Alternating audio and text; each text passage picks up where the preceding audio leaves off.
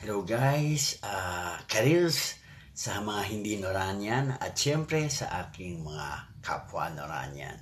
Here's another Nora on our story. Ayan.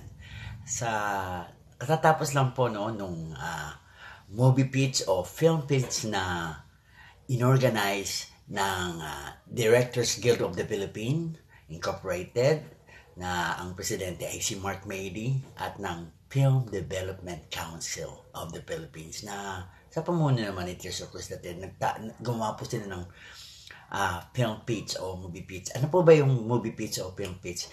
Ito po yung mga writer o kaya director, i-represent po nila yung kanilang first ay mga idea nila sa kanilang bubuing pelikula. At nakasama nga po yung film pitch o movie pitch ni Direk Chris Martinez. Si Direk Chris Martinez, siya po ang writer ng Ang Babaeng Septic Tank Part 1 at naging director din ng Babaeng Septic Tank. Ang Babae sa Septic Tank Part 2. Ayan. At nagkataon po, yung kanyang pong film pitch na ang The Nor Honor School of Acting ang nagwaging first place. Nanalo po ng first place at ginawaran po to ng 50,000 pesos para makabuo na nga po ng first draft ng kanyang pelikula. At ang nanalo nga po ay ang The Nora Honor School of Acting. Sipin niyo yun? Gumawa na naman ng kasaysayan si Ate Guy, ang ating superstar national artist. Gumawa na naman siya ng kasaysayan na siya yung kanaunang artista, mababae man o lalaki na yung buong pelikula, yung title mismo ng pelikula ay yung buong pangalan niya ay nandoon. The Nora Honor School of Acting. So, bali ito pala ay isang comedy according to the director na si Chris Martinez. Ayan. Tapos, sinabi po niya na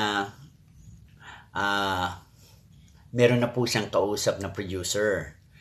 At yun nga lang, hindi pa niya pwedeng sabihin kung sino yung producer ang magpo-produce ng pelikulang ito. No?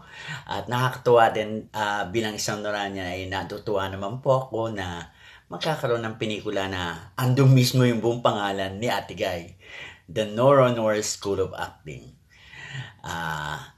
Panoorin niyo po ito at hindi pa po ako tapos. Yun na nga guys, no? Mga Noranyan at mga hindi Noranyan, no? Kinuwento na rin ni Direk Chris Martinez na ang gusto niyang gumanap sa pelikulang ito ay ang Golden Globe nominee na si Dali De Leon, ang Cannes Best Actress na si Miss Jacqueline Jose at ang young star na si Andrea Brillantes na gaganap na isang batang gustong nangarap na maging isang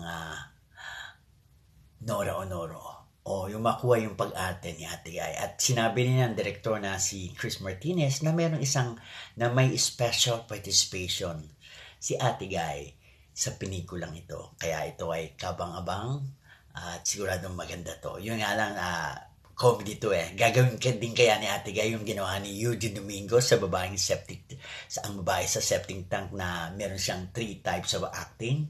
Meron din kaya si Ate Guy nito, yung 3 types of acting ni Nora Honor.